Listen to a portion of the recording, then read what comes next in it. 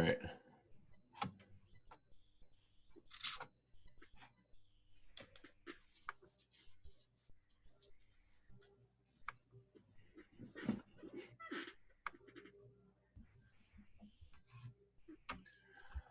Hello, everybody. Welcome to Awarewolf Radio. I'm your host, Justin Deschamps, and I'm from Stillness in the Storm. And today we have an action-packed show.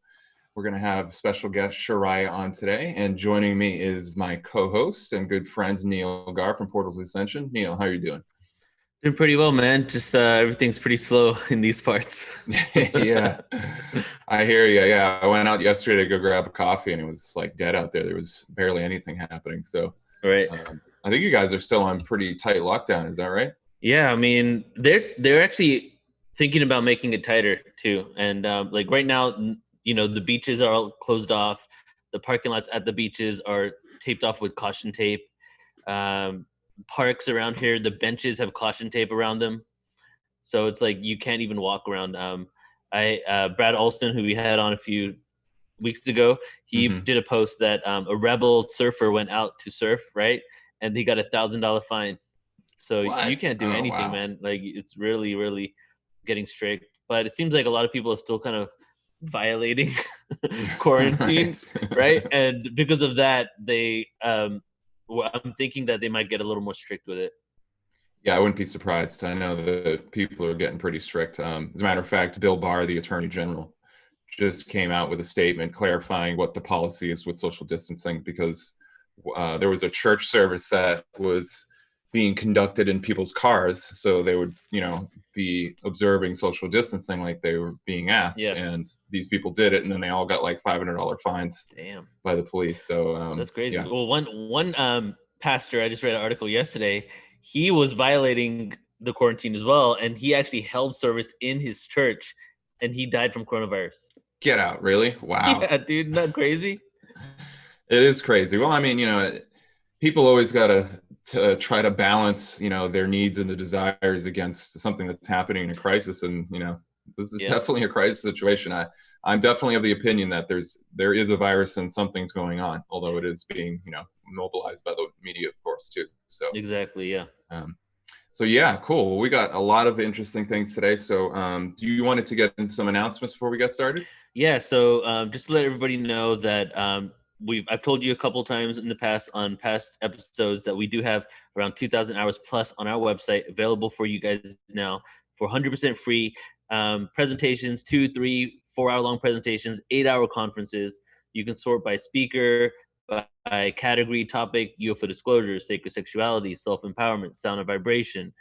Conspiracy theories is even one there. Actually, conspiracy, because I don't like the word theory. Hmm. Conspiracy facts is what I There we should go. call it. And more. So we have a couple of events coming up this month, and what I've decided to do is I actually cut down on, we do an event every single week, so I cut down. I made it 3 paid events only, and everything else is pretty much free. We're doing like watch parties. We had 900 people sign up for a watch party we did last weekend. We did 8 hours on Easter Day. We started with William Henry, The Compassion of the Cosmic Christ. We had Trisha McCannon, The Lost Years of Jesus and Secret Teachings. And then we had Trisha again with Mary Magdalene and the Divine Sophia. And it was freaking epic, like Hmm. 900 people on the whole day. And so this weekend, we're doing an event with William Henry. It's his Ascension Workshop. It's going to be a 2-day workshop from 12 to 3:30 Pacific, which starts at 3 p.m. on the East Coast.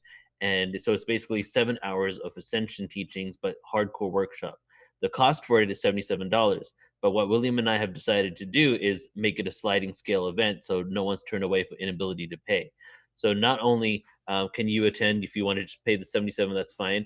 But if you can donate any amount, you can attend. And if you can't donate anything at all, you can email info@portaltoascension.org, info@portaltoascension.org, and just send your request. And I'll set you up with your donation link, or I'll set you up with free.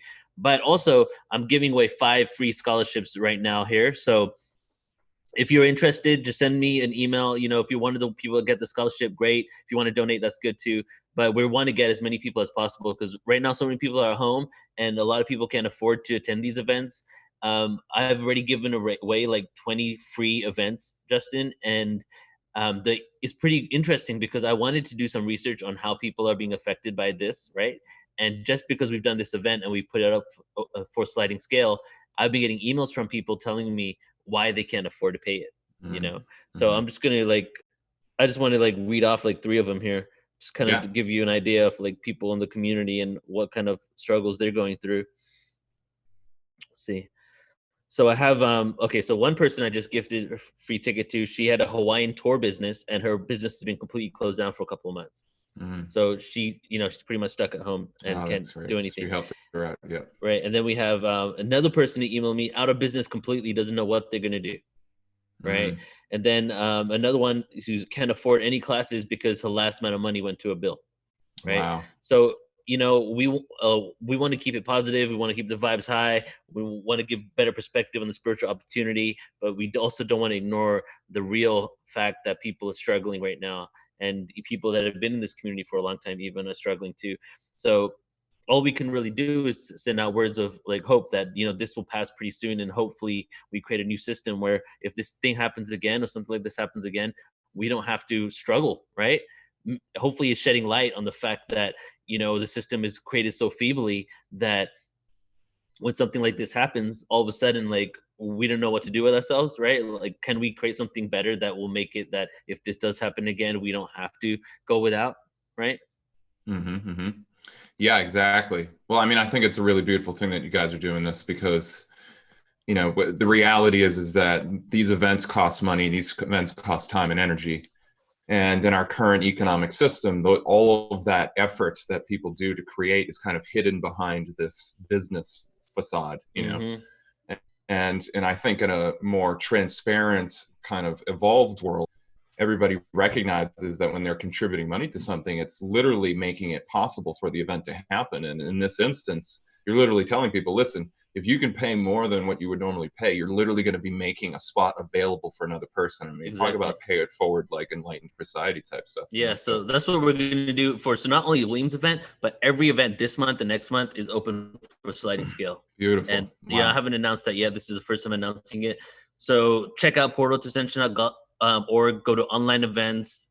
Obviously our live events are postponed, so don't go to that tab right now.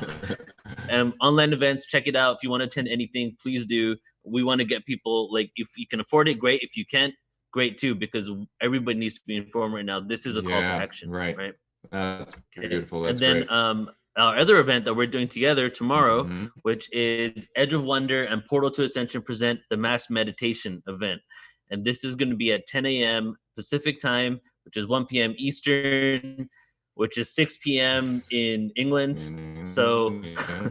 Okay. so if you want to attend, go to portaltoascension.org under online events. The drop down will be there. The first event, portaltoascension.org drop down. We have a bit.ly too, right? So do you remember what the bit.ly Yeah, give me is? 1 second. I can pull it up We'll put here. it in the comment section in YouTube after we're done with today. Okay. Yeah, the bit.ly is bit.ly, bit.ly /SAGP _ free. SAGP _ free. Yeah, I'm gonna shoot you this in the text right now. So So I you'll have it. really suggest you guys sign up for that one. We have like 3,000 people signed up right now.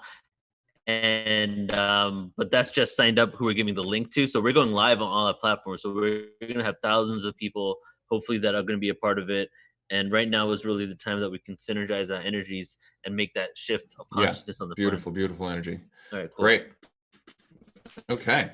All right, let's move into Awesome. some articles. Yeah. What do you So got? all right. So I got a couple here. First of all, yesterday, Donald Trump stated that he was intending to defund the World Health Organization for their malfeasance and severe mishandling and cover-up of the coronavirus spread. Now, if you've been paying attention to what's been going on in the past couple of days, the media has been doing their usual spin, schizophrenic tactics where they talk about a story in one way and then they change their position and then they act as if that's always been their position. So in this case, when coronavirus first came out, the mainstream media was saying, Trump's reaction was overblown, that this wasn't a big deal. Fauci, the doctor that has been up on doing these live streams with Trump, these press conferences with Trump, was a big proponent saying that, this really wasn't a big deal. Well, now here it is in today's climate, not even 2 months later, and now the media is like, that is because he didn't do things properly. So this is a total polar shift in perspective. And so, that has been a big sticking point. Now, what's interesting is Trump, during his press conference on Monday, put up I think it was like a 2-minute clip of all of these clips of news people from these mainstream news agencies talking about how the coronavirus wasn't a big deal and his reaction was overblown. And then it was also an assemblage of a bunch of clips from like governors and other types of persons saying that Trump had handled it very well. So why is this important? Why I'm telling you that? Well, because what's happening right now, what is unfolding right now, is a media war. The way that the control system works is it's through information control. That's why the media is such a big thing. That's why I believe it's actually down to like 4 or 5 at this point, major telecom companies own the entire media because they have to keep a stranglehold on information. They have to control the narrative. Well, what Trump is doing is he's bypassing all that. He's conducting 2 to 3 hour, press conferences where he's taking questions directly from the media. There's no spin. He's just delivering solid gold news bites, to quote Waters from the other day. And the world are seeing firsthand the lies of the media. I think this is exactly what needs to happen. So going along with that, the World Health Organization has been pushing all sorts of really crazy stuff. One of the things they were saying recently is that they suspect that because the coronavirus is asymptomatic, meaning that when you have the disease or the condition, you don't have symptoms, you don't have a sore throat, you don't have a headache. At least that's what a lot of people are reporting. But you can still communicate the disease, the virus. That one of the figures, I believe it was Deputy Chairman Wolfgang Woogard, was suggesting that they let authorities go into your home, inspect the people to see if they have coronavirus, and if they do, to kindly and carefully remove them from the home and quarantine them. So, I mean, this is like 1984 type stuff here, not a good situation if that came about, I would argue. Although, there's things to debate there, obviously. So I'd say this is very interesting. This is another, massive kind of deep state takedown move that seems to be happening. The World Health Organization is a highly corrupt organization. They've been complicit with the Gates Foundation in distributing vaccines that were tainted with sterilization drugs. So they were literally sterilizing people in Africa, claiming that they were vaccinating them.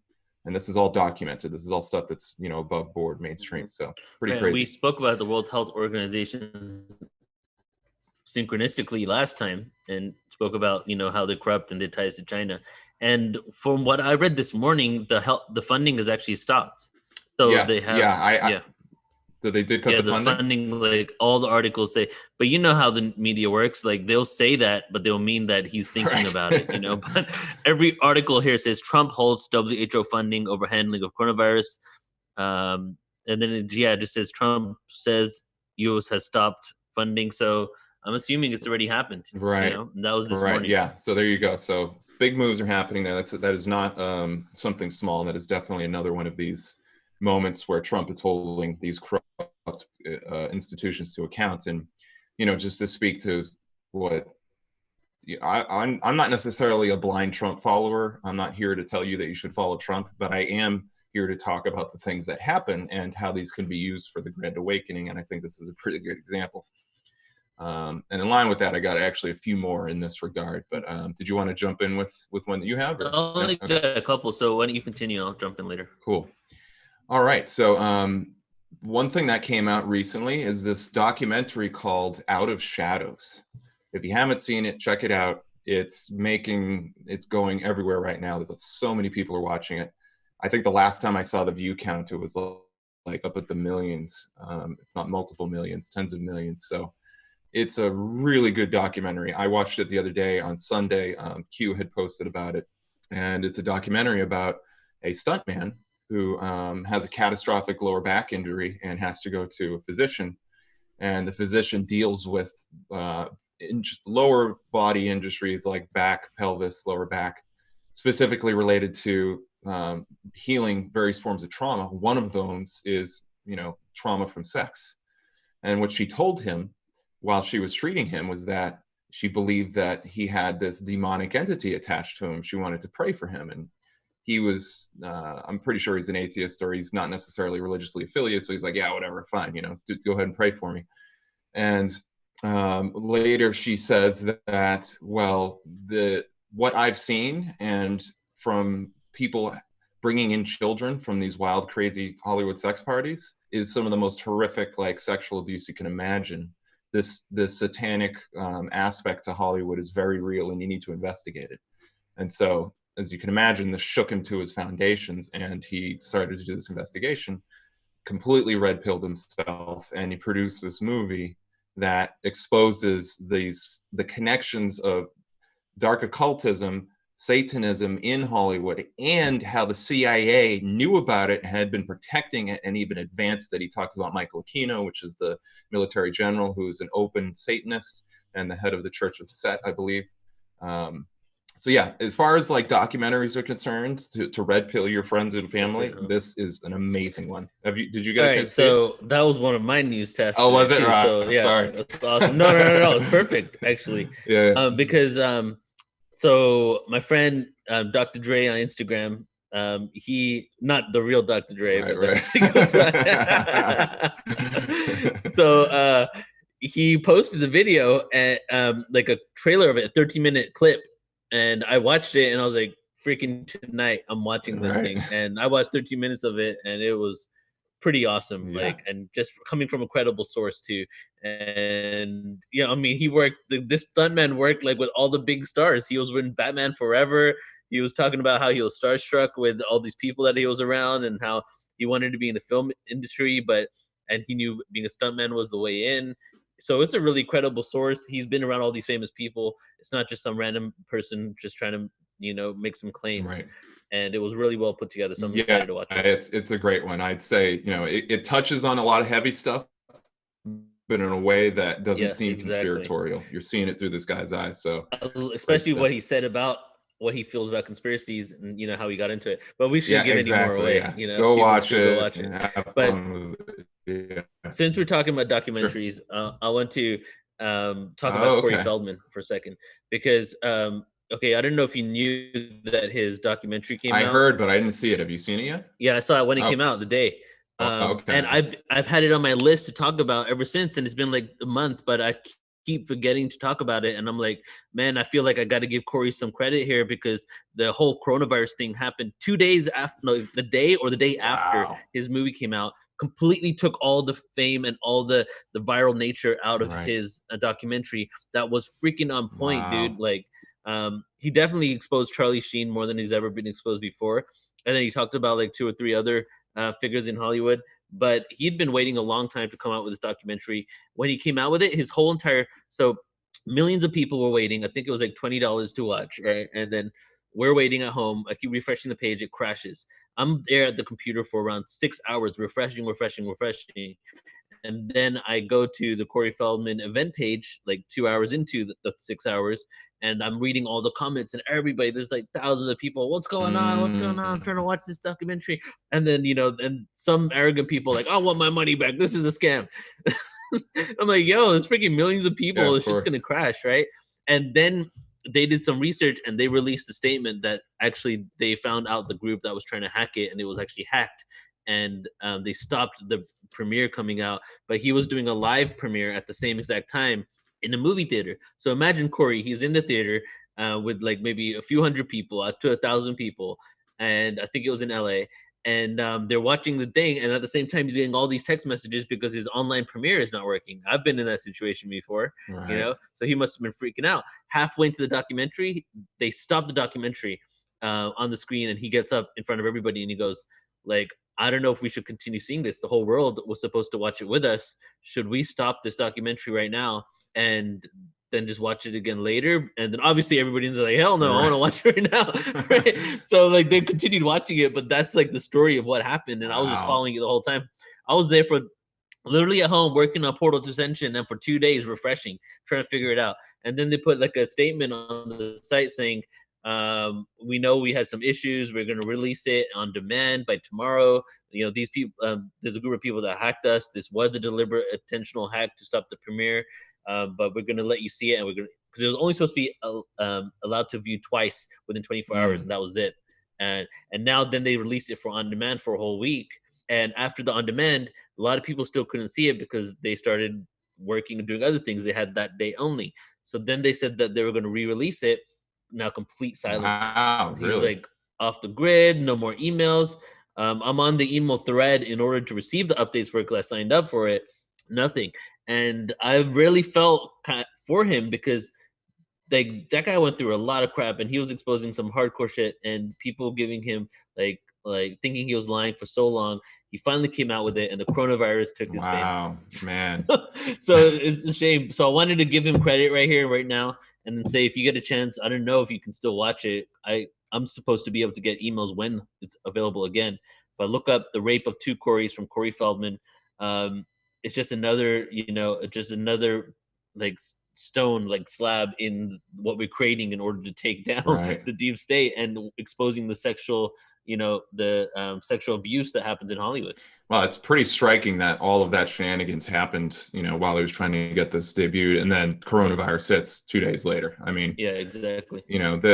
like we were talking about the other day, the coronavirus release timing with other things in the world, like the Trump impeachment, makes you wonder for sure because it diverted a bunch of attention. Yeah, and Bill Gates just like happened to leave his role as head of the board of directors, whatever it was at Microsoft, right when this whole thing happened, like as if it was just happened to be coinciding with that. But then he even said, "Oh, he could do more philanthropy work," and what he means by that is forced vaccinations.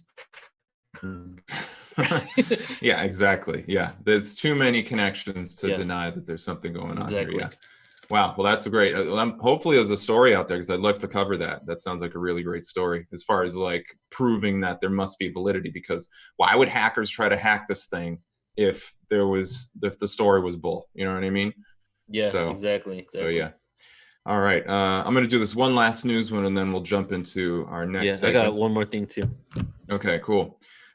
So for those who are, looking for proof that there is a deep state takedown operation happening, couple things. First of all, during this state of emergency that Trump declared, he has mobilized the military to enforce the border, to continue building the wall, and to take down human trafficking and drugs. Now, if you're aware of how the deep state funds themselves, it's mainly through money laundering schemes. And drug money deposits are a huge way that the banking system is propped up. Do a Google search for how the drug trade fuels the shadow banking system. You're going to find a lot of mainstream intel that talks about this. So because of what's happened, they created a lawful situation. So this operation has to be lawful. It has to be done using the rule of law. So they needed to use a type of emergency as a pretext to actually mobilize this operation and actually do it with lawful force, which is exactly what's happened. So that's a really good sign. And as part of that, Bill Barr last week on an interview with, I forget the correspondent's name on Fox News, he basically said that they are preparing indictments. John Durham, he's the guy that's the investigator who's investigating all the Spygate scandals and the Russiagate scandal. And they basically, what Bill Barr was saying is that indictments are being prepared. So this is a really good sign. Big changes are definitely happening. It's starting to see the light of day. So, keep your hope alive in your heart. This stuff's really going on because it really is. So with that, what else do you got for us today, Neil? Before I go into my last news thing, I want to let everybody know about the stimulus check. In case you haven't been following, stimulus, if you have direct deposit set up with the IRS in the US, of course, you may have got your stimulus already. They're basically releasing it now. I know a few people got it yesterday. Some people got it the day before. So if you have direct deposit set up with the IRS, meaning you get your tax refund through direct deposit, you will be getting it. No, you don't even need to do anything. But if you don't have it set up through the IRS, there's two options. Either you're going to wait up to 20 weeks, not 20 weeks, but up to 20 weeks, because every they're going to release basically 5 million checks, send out 5 million checks a week, right? Because they can't process that many. and it might take up to 20 weeks depending where you fall within that, because people have priority, like Social Security. People who receive Social Security are one of the first top priority check receivers. But what you could do is, we're gonna re-upload this video onto YouTube. We'll put it in, Apple Podcast, Spotify, Pandora too, in the link section, the comments. But there is a link that basically you can check up on the stimulus, and it has a button there that will be active in 2 days on the 17th. I think today's the 14th, right? So 15th, yeah, in 2 days. There will be a link that's active where you can click and you can put your direct deposit information with the IRS, and you can receive it directly to your bank, which makes it that you get it probably within a week from now, rather than not knowing when it's going to come.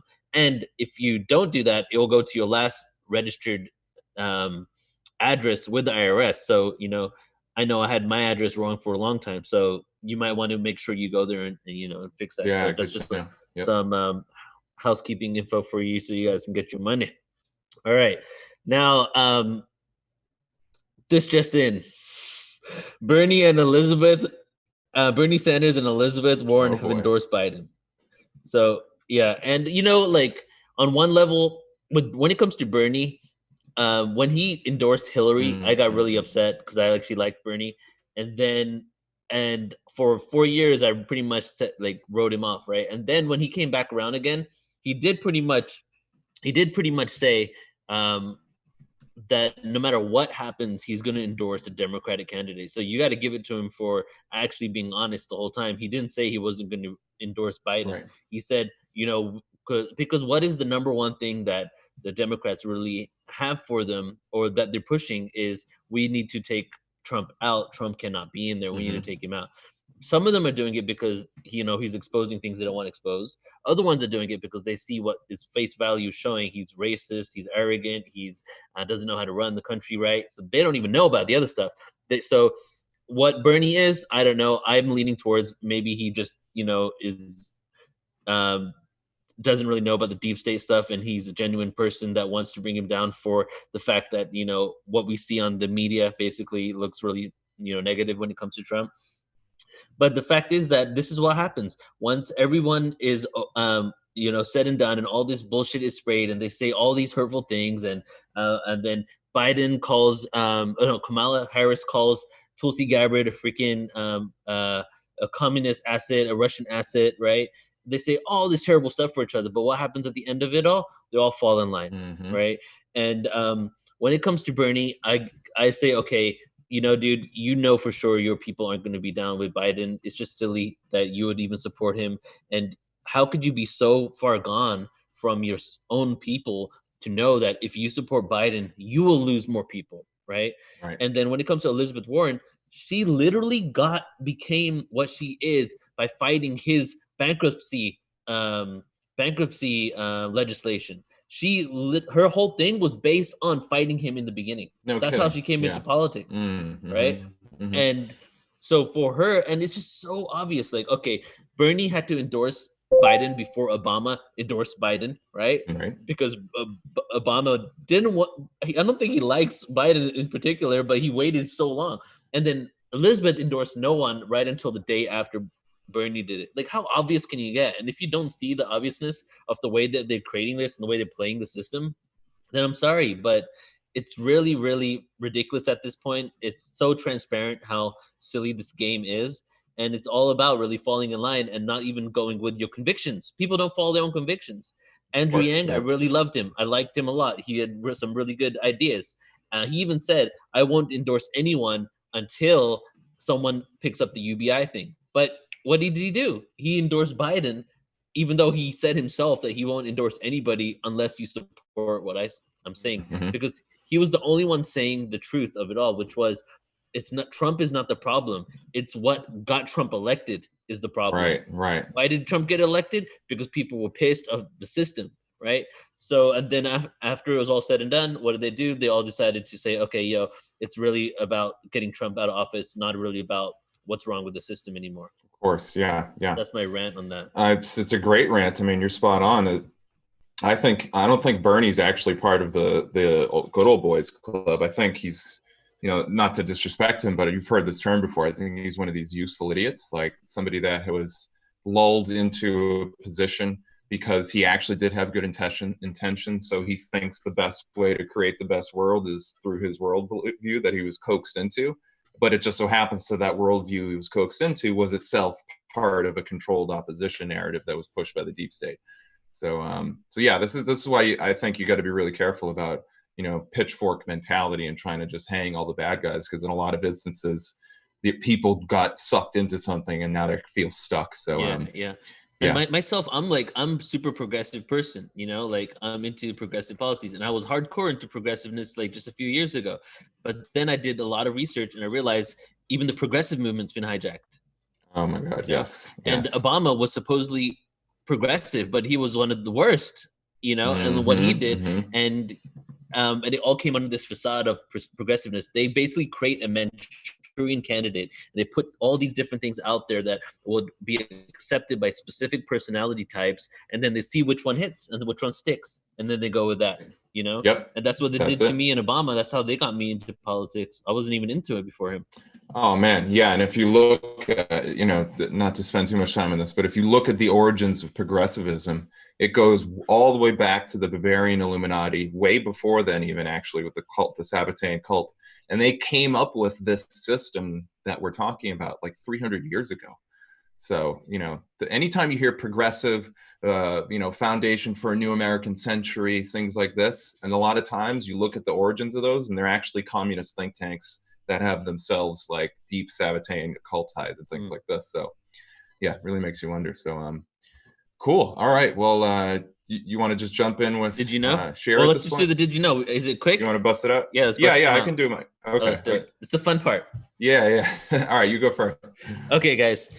So if you're new to Awarewolf or have not heard the episodes in which we had this, we're doing a Did You Know segment, something cool, fun, and sometimes not fun, and sometimes very serious. But today is cool and fun. So it's just about things that you that we found out that we want to share with you. So Justin, did you know that there was a chance that we could have had flying boats instead of flying planes? Really? I did Yes. not know that. Check this out. So in 1952, the first jetliner passenger airline, you know, basically left. Before that, actually, that was the same exact year as the flying boats were basically taken off. They both were trying to predict the future, and since the flying boat was luxurious like a cruise ship, it would be the way of the future. So in 1930s, land planes and seaplanes were like being utilized, right? But seaplanes were the most common. Flying boats were the most common before World War II, because why? They didn't have airlines and airstrips Right. everywhere. It was all dirt and grass. There was no air. There wasn't airports. But what happened in World War II is that there was a huge influx of creation of airports worldwide to support the war efforts. So the infrastructure started being built for the flying boats. I mean, for the flying planes. So most cities didn't have exports. I already said that. So also flying boats were really popular because they were actually could get to places that were inaccessible to planes. You know, you can land Of in the course. water. And many people before World War II, because planes basically made people became much more comfortable with planes during World War II because they were used so much. But before that, a lot of people were scared and they thought that if they were flying over an ocean, they would be more comfortable in a boat because when they would land, it wouldn't I sink. see. You Makes know, sense. Yeah. so after World War II, in 1952, the Princess, which was the first huge flying boat, like freaking megalithic flying boat, was about to be released. There were new innovations, but because of the runways, they decided to basically sideline this, and the long range capability due to the construction of bombers in the war made them realize that they could actually go further distances with planes than they could go with boats. Wow. So then what happened was all the military airports were converted to civilian use, and then in 1950, all world airliners abandoned the Huh. boats. No kidding. Yeah, crazy. Imagine we could be having, you know, flying planes everywhere. Can you imagine like Yeah, going man. to a river and seeing planes just sitting in the river? Well, what I saw from the You video, just hop on I was one. kind of like, damn, I wish we had those because they look like cruise ships in there. You know, they had Wow. lounges, Yeah, places yeah. where you could sleep, restaurants, all that kind of stuff. Yeah, yeah. It reminds me of what's that movie? I think it's the Raiders of the Lost Ark or one of the Indiana Jones movie. He's in the Zeppelin and they're headed somewhere, and there's like Oh yeah, cocktails yeah. everywhere and things like that. So so yeah, that's pretty cool, man. Wow. All right. Okay. Well, for my Did You Know segment, I'm going to talk about the effect of the ultraviolet light on living tissues. This is pretty cool. I was doing some research for an episode of Into the Storm on edgeofwonder.tv, and I was looking for data to prove the loosh science that I've been covering on this series. I actually just put up the last episode in that series last night. And come to find out, you've probably heard that ultraviolet light and the sun itself, was used as a disinfectant. As a matter of fact, for most of human history, if you wanted to disinfect something, you just brought it outside and you put it into the open air where there was sun and it would disinfect it. So, boy, could we get back to that time? Wouldn't that be interesting? So one of the things that scientists were doing is they're trying to study the effects of light, because we have these things called biophotons. And so your cells, your DNA literally releases electromagnetic energy in the form of very small light particles, biophotons.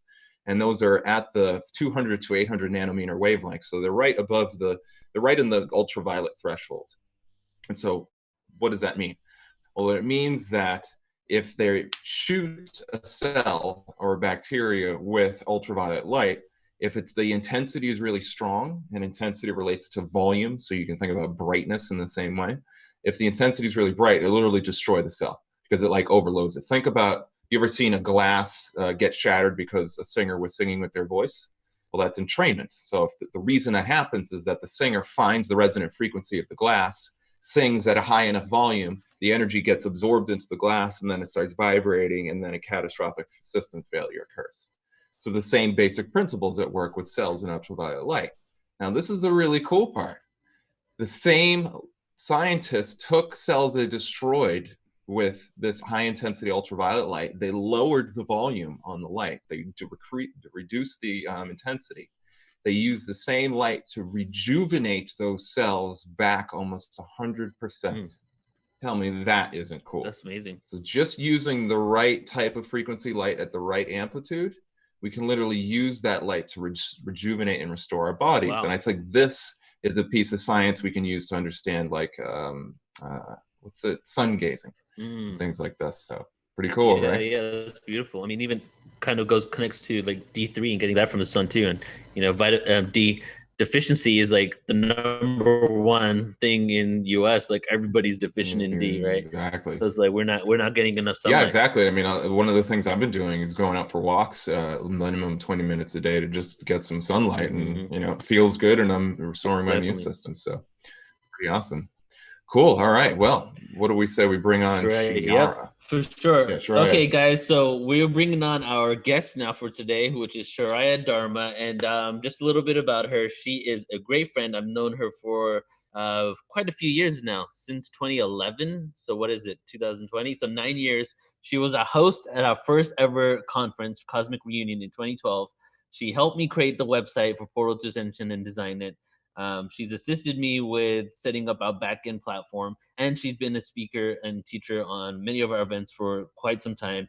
A great friend, and from living in Colorado, really beautiful person, self-empowerment teacher. So I'm extremely excited to bring her on now. So let's go ahead and bring you on, Chiraya. Are you there? Oh, I think she might be muted. You're muted. Hold it. Okay. There we go. Hello. Yeah. So Hey good there. to be here with you guys. What fun. Thank you. How's it going? You Awarewolves, you. I know, right? You like the name? I do. Nice. Yeah. Good to see you again. It looks like you got a pretty cool bit. Is that a background or a green screen I'm looking at? It looks really awesome. Background. Oh, that's beautiful. Yeah. Nice. I like it. Yeah, I like it. Well, celestial activity back so here, backing us up. So with you, how's everything? Everything's great. I'm just doing like you. I'm, got my popcorn. I'm watching the show, and I'm, doing my best to do my part in the show, and stay calm and watch as the energy modulates. We have to each do our own inner work, and lots and lots of downloads, lots of presentations I'm doing every week right now. I'm doing private energy healing and manifesting groups for people who are on my list. So if anybody wants to get on that, they can go to my website. And just trying to do my best to be a positive influence and energy in this time. Yeah, that's great. Yeah. So how's it look like in Colorado? Like what's it look like over there? Well, my balcony, it's like over the park, and it's so beautiful to see all these people out in the park, hanging out, playing, bringing their kids out, their dogs out, sunbathing, all of the things. And the random person has their, half people have their mask on or whatever, the other half doesn't. But people we're chilling. We're doing the social distancing thing. We're becoming little monks. We're doing the inner work. I did hear some disturbing news that some people were being stopped or arrested if they didn't have a mask on or something crazy like that. Because the governor did say, suggested, again, it was suggested, just like Trump says, suggested that you stay at home. So I liked what I heard somebody say, I think it was X22 or something, that they're testing the mettle of these state governances to see just how wacky and tyrannical they're going to get, so that they sort of out themselves. And so anyway, so you've been doing some research too, right? Like, what's your take on, you shared some stuff with us via email. Give us your rundown of what you feel is happening. Oh my gosh. How much time I got? Right. Well, we got like at least another 2 weeks, right? That's great. That should be maybe. Generally, what I feel is happening is the ancient scriptures and prophecies are here now. Like, that's what's happening. All the books and ancient teachings and things that we have been shown could happen, might happen, either in recent prophecy or Mayan prophecy or the Judeo-Christian prophecy. These things are all active and alive right here, right now with us today. And there was something interesting. I can't even remember which being said this, but that the book of Revelation and the mark of the beast and all that, that's a message for those guys. That's the message for the naughty ones who have been seriously wayward, more than it is for those of us normal people who have just been going along, being kind of ignorant sometimes, making mistakes, doing hurtful things, but it's nothing to the scale of what's been going on with these other levels. And so to take heart that loving spirit within us knows what's up, and to do our inner work, to continue to do our clearing work, to continue to do our healing work, to continue to do our visualizing and our manifesting. Just because there's all these manifestations popping up, we shouldn't allow that to divert our mind away from the goal of the new earth and the loving world that we wish to create together, and that we are co-creating, and that is already emerging. Like, that's primary, connecting with that creator by whatever name you call it in your heart, feeling that heart of love, cultivating faith in the all goodness of life to deliver us through everything, and leveraging the gifts and the powers that the creator has given us of imagination, word, visualization, feeling, vibration, to stay the course and to navigate ourselves through the gauntlet. And so we take in a lot of news and information, and I think that's pretty important right now. But then sometimes we just need to take a break.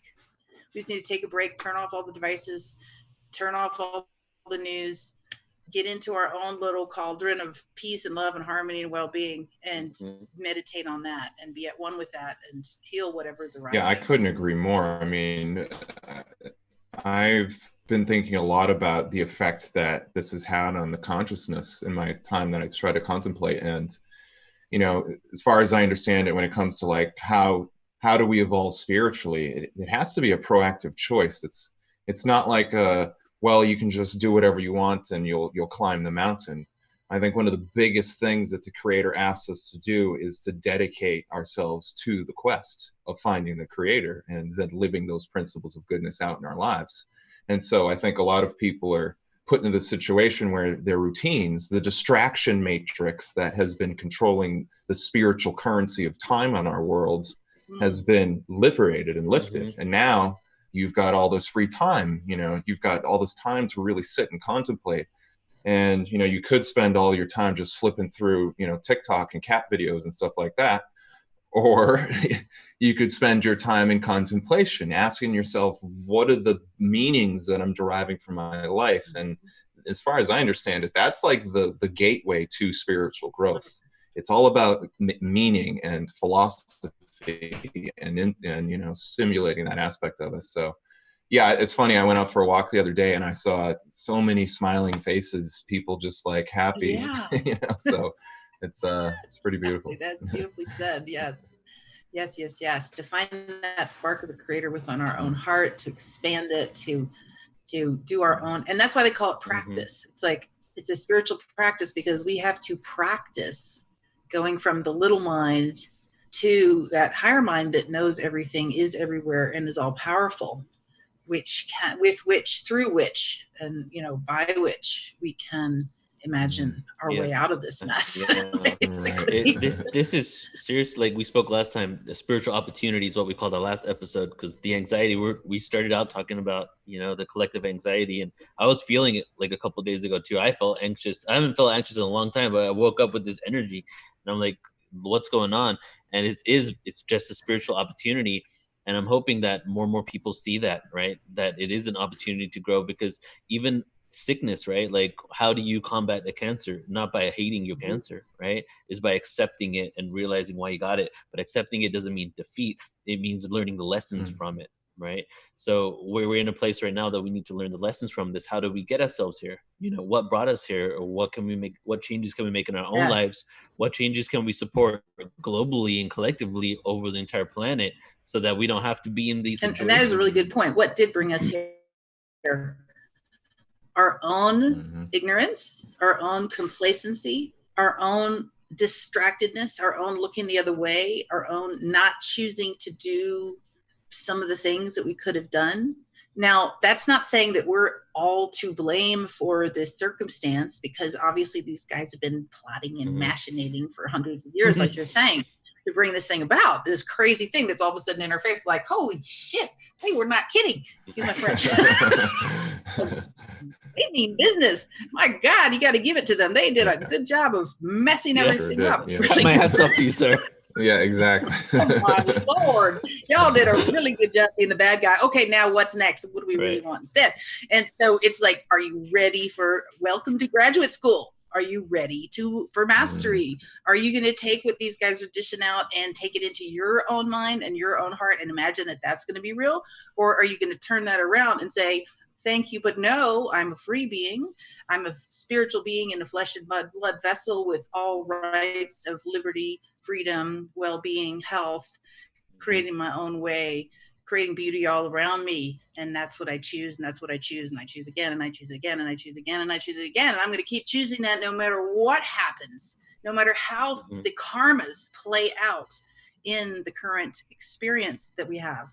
You know, that's that faith that's holding strong, that's that holding on to the vision, that's that lion of God, that's like armor of God, that's that, you know, that principle within us that knows who we really are enough and has collapsed enough of the guilt and the shame and the self-doubt to stand up and be counted among those who are holding the high watch. You know, it sounds a lot like you're talking about the idea of like rekindling hope in these times.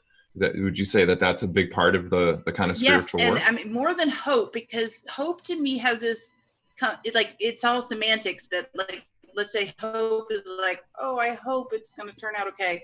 Whereas faith and belief and knowing, you know, really it's faith. I think it's like, again, people might have different definitions for these words, but when we learn to cast the burden on the spirit within, when we learn to trust the plan, the divine plan, the higher plan for humanity, when we learn to manage our own thoughts and become aware of how susceptible we have been to all the projected thought forms out there, and then take back our ability to focus our own consciousness and have faith in the creator within us, that the good we are bringing forth the good by holding to it. Right. Yeah, I completely agree. Yeah. Neil, do you want to jump in?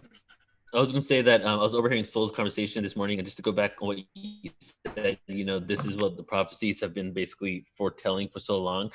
I think someone probably said to her, "We're in the end times," because her response was, "I don't think so. I think we're in the beginning times." So, and I was like, she hasn't been off the phone yet, so I haven't asked her if I could say what she said, but like that's pretty good. Like that's what it is, right? It's like, and to go back to like just one of the many scriptures, you said that the Book of Revelations was talking about how these wrongdoers are going to experience it, but what it also says is the meek will inherit the earth, and those are the ones that are like the humble ones that are not attempting to be malicious and to hurt others and are a service to others. Basically, if you have that compassion and that energy for the world and the planet, then we can create that world in our own images. Yes. And we're meant to have the 1,000 years of peace and the golden age that is coming through this. And a long time ago, this guy said, it's going to get worse before it gets better. And I remembered that again recently. So in other words, and I'm getting chills too. It's like all the stuff, all the old energy, the old fears, all the old patterns, the dynamics, the karmas, the samskaric residue of our brains, which produces a hologram out in the world that we live through. All of that stuff is up for cleansing and clearing. And that's why there's so many healers and so much of this work happening right now. But it's pushed up so that we can let it go. I really like what Matt Kahn said the other day. We are the light dissolving all of this.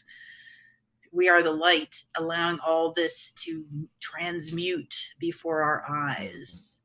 And anywhere that we've had a break in our trust or our faith or our love or even our hope, that it's our job right now to get in there and connect and heal it within ourselves and to help lift each other up, because we're all one, we're all connected. We all have that same spark within us of that creator and that light. And we all generally want the same thing. We want health, wellness, harmony, well-being, opportunity to share, goodness, positive solutions in the world. To love and be loved.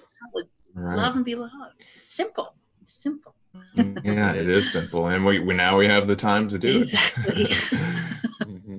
So I couldn't help but notice you said our armor of God, trust the plan, things like this. So can I ask, what do you think about the whole Q Alliance thing happening? Because we were talking about, I definitely think there's a lot of signs that we're in these kind of end times, a lot of prophecies that seem to be coming to pass.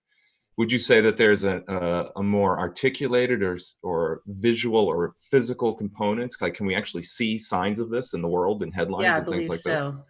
I believe that there are, just having studied for decades now, things like Nasara and Jassara and what happened at the time of Kennedy and what had been building from them, those pieces make sense to me logically because of all of the research and study and intel that I've had and been privy to or seen or experienced, that there is in fact an alliance, that there is in fact a force of good working behind the scenes to make great changes. It doesn't seem possible to me that there isn't. That doesn't mean it's all pristine or we know exactly what's going on. But what I also know from my own inner experience and other things is, not like even David Wokock was saying the other day, 9/11 and this event here are connected. And they're not only connected in the players who think they're the ones in charge making it all happen, they're also connected in the larger plan for the awakening and healing of humanity and the restoration of the planet and the healing and the recalibration to the higher timelines. Because the higher beings and the higher order will leverage whatever anybody's doing, really, to move forward the divine plan from those higher levels. So the players on one level are being played. Yes. Well, a phrase that I've heard a long time ago, I've been saying for a while, is even the dark works for the light. Because they're just trying to bring forward this new world. And some speakers have even said that politicians, some of them, some elite politicians actually believe that it's their responsibility to bring forward Armageddon and the end times. So they do all this negative stuff in order to bring it forward. But we already know that on the other side of that end times is actually a beautiful world. And just like you said, 1,000 years of peace, right? So it's like, and even some of these beings, like I've heard from channels that are really higher dimensional beings that just came here to accept this role, and they're playing their role perfectly in order to bring forward this experience of darkness. Because why did we come here? We came here to get this range of emotions, this range of frequency, this range of duality. And now the only way to get it is to have these basically people in play in order to give us that full spectrum experience. But so we can learn and grow from it, right? And now that we're learning and grow from it, we can make informed decisions of how we want to move forward from it. And we might be asking, you mean we actually decided to do this? It's like we said, we wanted to play this game? Are you kidding me? Right? Yeah, exactly.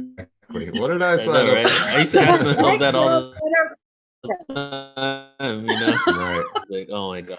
Yeah. And that we can transcend that checkerboard reality, and maybe they've gone a little too far. I've heard others say that too. It's like, yes, it was part of the plan, but they've gone way too far at this point.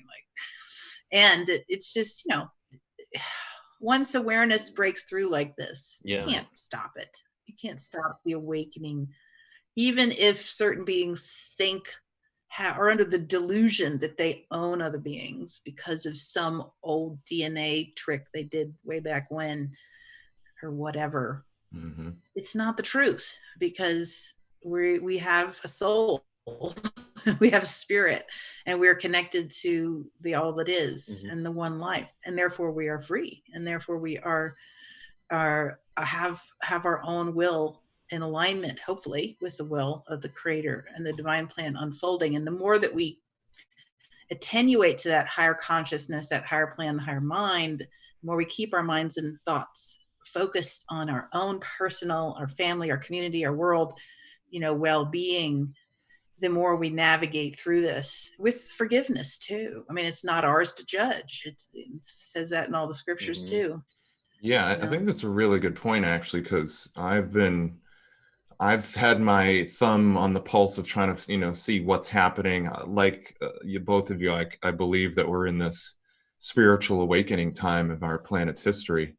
And so, I'm I have a very humble attitude. I try to anyway with the universe and say, okay, well, I want this, but I'll be happy with whatever the truth has to offer me. It may take me some time to get my head wrapped around it. And so one of the things I've been seeing out there is a lot of confusion as to what things mean. There's this massive pandemic. Some people think, we're making a beeline for the cliff and there's just no hope. Other people think that this is, all written into the stars and we just have to sit and sing Kumbaya and everything will work out for us. So would you say that having a healthy amount of skepticism is a good thing to do, but do it with good cheer and maybe honesty? Like, what is your thoughts on some of that? Yeah, in other words, if we can't learn how to discern good from bad, then we haven't learned the lesson of this playground.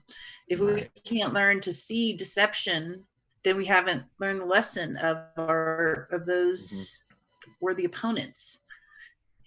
If we can't learn to differentiate between the positive timeline and the negative timeline and keep choosing the positive timeline, then we haven't done our homework as a reality creator and a manifester. So there's lots of, again, it's very tricky, because when you do put your attention on those things, then that's what, like Neil, you said you're feeling funky the other morning. It's like probably your whole consciousness got locked onto some signal that's not on the highest timeline, and you start going, woo, the vibrations start sinking. So this really is graduate school. This really is final exams, in order to both discern and understand, see through the BS and comprehend the significance of these things playing out, and then also pivot and choose the new. It's like contrast on steroids and possibly resistance on steroids when people are getting upset. So then, now we need to leverage. Even Abraham has said, we don't want you to avoid contrast. We want you to master it, Right. and then pivot Mhm. and go into the new dream and hold the new dream. And so that's why I think, I mean, I've been watching it for years, rolling my eyes when my progressive friends have been duped with things, presidencies and everything else. And I'm just going like, oh my God. Like, please wake everybody up, creator, please. That we have to go through that awakening to what is, to see through it in order to choose what we want instead. Right. Mm-hmm. Mhm. Yeah, I think the thread that really comes to my mind when we talk like this is the hero's journey. The hero doesn't want to be the hero, but it's their acceptance of the hero situation that makes them the hero. So Jonathan Livingston Seagull, the reluctant Messiah, like, right. really have to do this. Yeah. Exactly. I like the phrase, the darkness teaches us the beauty of the light, and that's like what you're saying, going through the contrast. When you're just pure light, that's what you know, but when you come to earth, you get to know the other side of it all too. And something that I've like to say now is, like, the darkness actually exists within the light. The darkness is a part of the light, because light is everything. We're all light. Consciousness is the entire universe, the whole of creation. So darkness isn't separate from it, it's within it, just a form of experience to give you the contrast of what the other side really looks like, and what beauty and joy, and oneness can really be. Mm-hmm. Yeah, if the creator is everywhere, that means everywhere. Yeah. There's nowhere that it isn't. And yet at a certain time in the game board, while we're going through our own little personal Mahabharata right now, fighting demons, there is a time for certain things to come to an end. Mm-hmm. And it seems to me that is what is transpiring, that the creator, my Vastu teacher said, Brahma, the creator of all, is now choosing the good game, that is now choosing harmony, well-being, peace, love, graciousness. It's like, we've had enough. We're up to here, and we're kind of, our hearts hurt. We're tired and sore and sad from the negative polarities. Straight up. We're ready for something new. We have the tools, we have the technology, we have the knowledge, we have everything that we need in order to create a beautiful reality on Earth for ourselves. So a lot of people do think like this is, many people in the past hundreds of years, they've always thought like this is the end of the world. Like every generation had their own end times, and the new world is going to be created in this generation. But I can honestly say that what we have now that we've never had before is the intellect, is the knowledge, is the tools, is the technology to be able to create that world, and do it in a joint effort where we have global connection, right? Not just like small communities, but we're all one entity.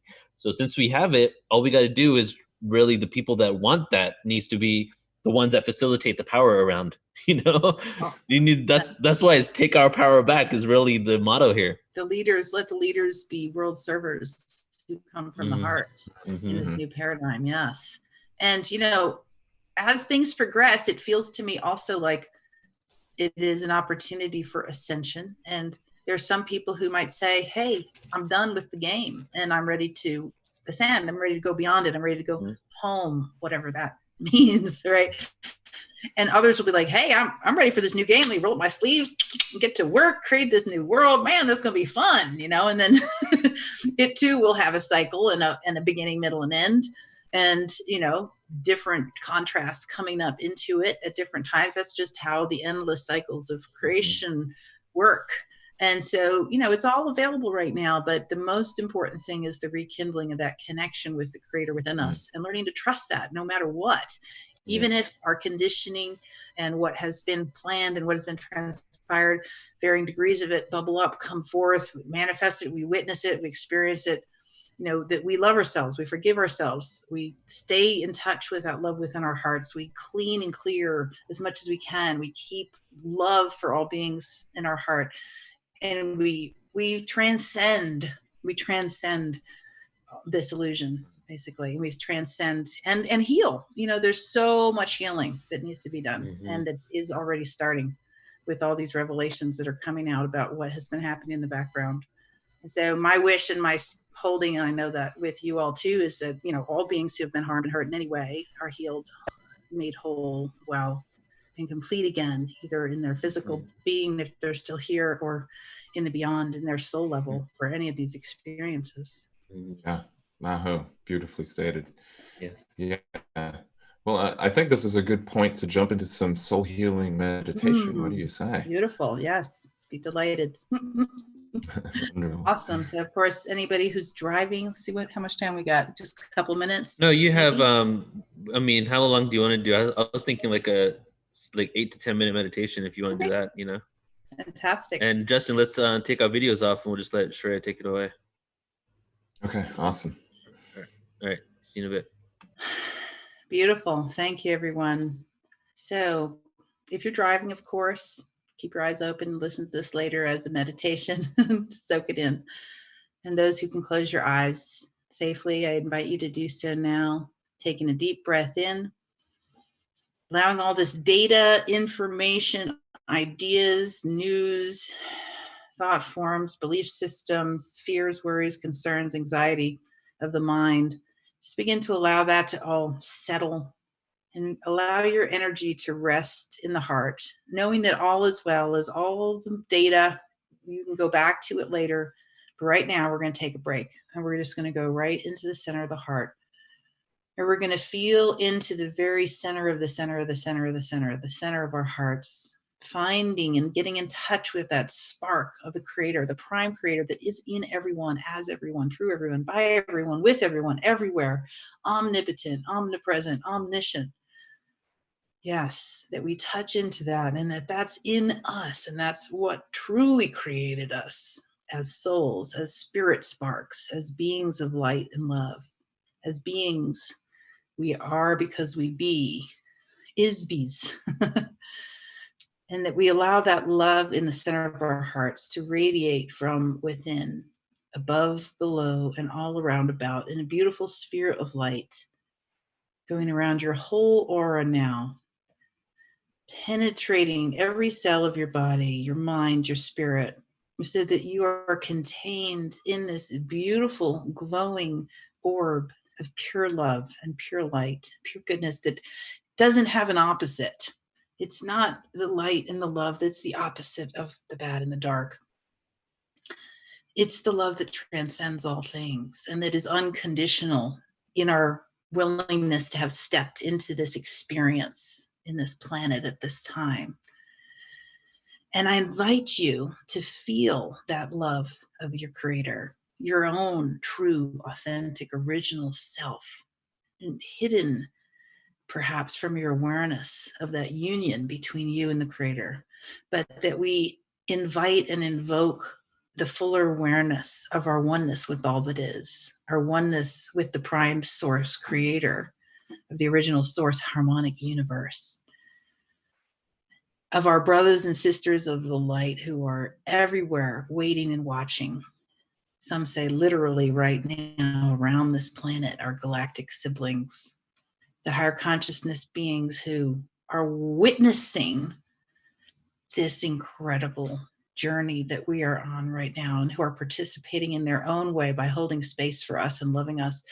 Allow love to flow from your heart out to all that is. Giving thanks for all the energetic support, the spiritual support, the material support that is here for us right now, that we have been experiencing. Noticing the feeling of well-being that is existing beyond any of the fears or worries or concerns about what is transpiring. And allow yourself to begin to vision what it is that you choose in this new reality that can emerge from here, that we can co-create together, that we are co-creating together, that has indeed already been co-created. Imagine a world of harmony and love, where leaders are world servers of the highest order. Imagine a world where the ecology of the planet is completely healed and restored. Pure water, clean air, pure soil, gorgeous, abundant, beautiful organic food, happy, healthy, whole people united in a common bond of love for people and planet and the animals, the plants, the waters, having learned our lessons, having taken the next step in this initiation, this incredibly intense initiation, we hold each other's hands and we stand together as one, seeing the Creator in each other's eyes, feeling that love within each other's hearts, and knowing that in the sovereign integral within us, we have the ability to bring forth solutions to problems. We have the ability to create new ways of beings and new systems that are truly harmonious on all levels, that there doesn't need to be a compromise, that the idea of one loses and one wins is gone from our consciousness, because we played that game and we didn't enjoy it very much. And then we remembered that the Creator within us is all powerful, omnipotent, omniscient, and omnipresent love and goodness and well-being. And that anything we wish to bring forth through that and in that, that we can access that Akash, that divinity, and pull out that information and those energetics and those details, which will cause solutions that create prosperity for all, well-being for all, peace for all, without compromising individuality, so that we're celebrating our unity and diversity, so that we're teaching our children to find that connection within themselves and to love themselves deeply, and that the culture celebrates the children and what they are bringing forth anew, and seeks within to help bring out and elicit the new information, energy, gifts, resources coming through them. And that we are in a world where all children are safe. There's not even a question.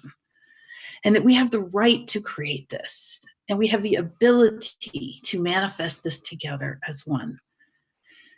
Breathing into this, imagine what else arises for you. What else do you wish for in this brilliant, beautiful new world, new earth? What is the contrast that has served you to point to what you want instead? Freedom.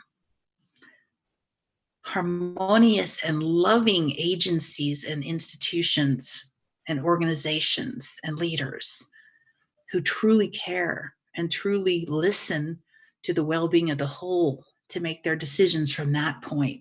How does it feel in your body to imagine being in that world? And really breathe it in. I invite you to invoke this in every cell, in all your entire mind, body, spirit complex, and feel this as if it's real now. And know that you can return to this feeling and this vision multiple times throughout the day and add whatever else good that you are creating and beneficial that you are creating for your community, your world, your family, your nation, your city, your state, for all people everywhere. Add that in, add those visions in to this feeling tone of love and possibility, and return to it as much as you possibly can throughout the day whenever you feel called and it feels beautiful and yummy and loving, especially before bed and when you wake up in the morning. And remember that we navigate through these feelings and this imagination. We are source streaming human angels, knowing behind us all possibility, all the things that have existed, all the timelines that have existed before, from which we've learned, through which we've gained contrast and experience, looking ahead at all the possible timelines ahead of us and selecting and sorting the highest one of the highest light, landing in there and resting in it, knowing that our consciousness is the manifestation of the divine, omniscient, omnipotent, omnipresent wholeness, oneness, well-being to guide and navigate us into that reality as we learn to hold it steady in our heart and our mind and our soul with ease and with grace, not trying hard, not forcing, but allowing and allowing and allowing and allowing. And when fear arises, when contrast arises, back up and take a bath or do whatever it takes to get back into that cozy, good feeling state and navigate from there and keep building the vision. Without vision, the people perish. This is one of our lessons. We can't give the reins of our own consciousness to others. We have to claim it ourselves and recreate the world in our own image with love, just because we can. I hope. So be it. And so it is. And coming back now to wherever you are sitting, feeling your fingers, taking a nice deep breath, coming back to your body, knowing that you have that vision and that it's a gift and it is real and it is yours forever and nobody can take it away from you. And you can rest in it and you can wallow in it and you can be at one with it as much as you like, whenever you like. And that this is where we should be spending the bulk of our time as we navigate these powerful experiences in this initiatory journey. Thank you. Thank you, Chiraya. Thank you so much, Shreya. It was beautiful. Absolutely. My pleasure indeed. Thank Love that. Thank you for all you do. Thank you for being such a great friend. And we'll see you after quarantine, I guess, right? You know where to find me, right here on Zoom. Yeah, we were supposed to be in Boulder doing an event this month, so we're gonna push it back, and we'll come see you when we go over there. Absolutely perfect. Love it. Okay.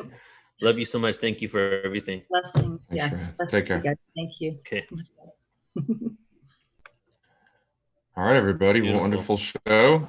Great way to close it out. So I'll just remind everybody we got the event tomorrow at 10 a.m. Pacific Standard Time, 1 p.m. Eastern.